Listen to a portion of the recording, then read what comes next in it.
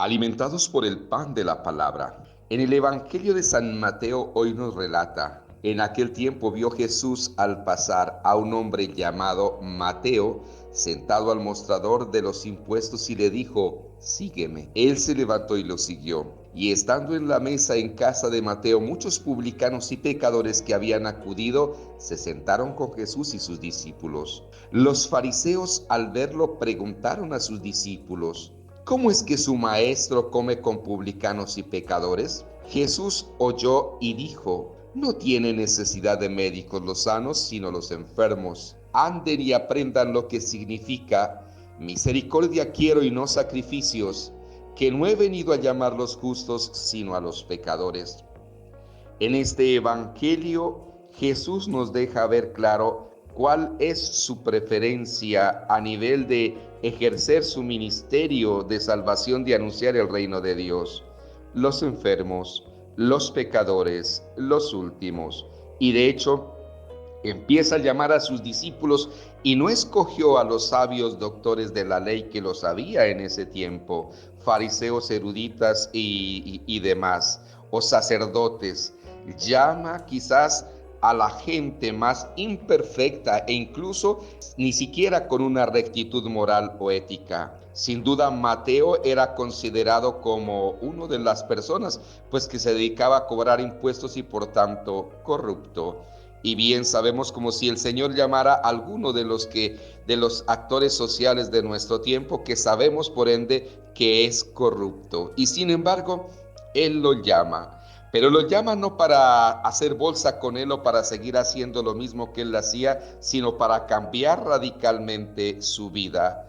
De cobrador de impuestos, es decir, quizás de contrariar la ley, de ser deshonesto, lo llama ahora a vivir el evangelio de la rectitud, el evangelio de la coherencia, y de hecho Mateo vive esa transformación. Y cuando lo critican a Jesús por estar reunido o en la misma casa con los pecadores, con los corruptos, como bien lo sabían, entonces Jesús dice claramente: no tiene necesidad de médicos los sanos.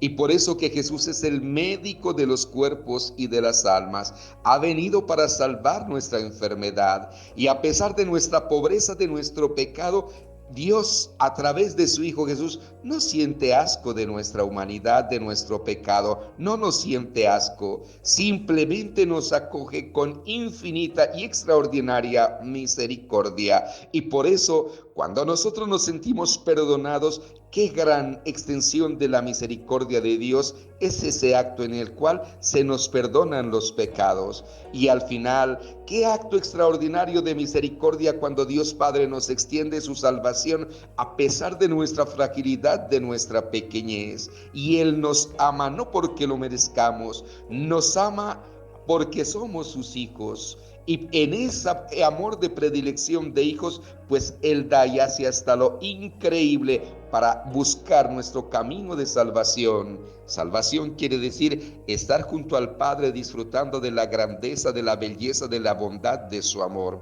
Entonces, que no nos sintamos excluidos y que ojalá cambiemos esa actitud hipócrita quizás de estar señalando con un dedo a los demás, los defectos de los demás, cuando nadie sabe la historia, nadie sabe con qué sed bebe quien está bebiendo el agua en el desierto. Que el Señor nos dé esa libertad de mente, de corazón, para no andar llenos de prejuicios, juzgando, criticando a los demás, sino que nos dé ese corazón de misericordia, porque justamente Jesús nos dice: aprendan lo que significa misericordia quiero y no sacrificios. Que nuestra vida llena del amor de Dios sea bendecida hoy y siempre con el poder de Dios omnipotente, Padre, Hijo y Espíritu Santo. Un bendecido día para todos.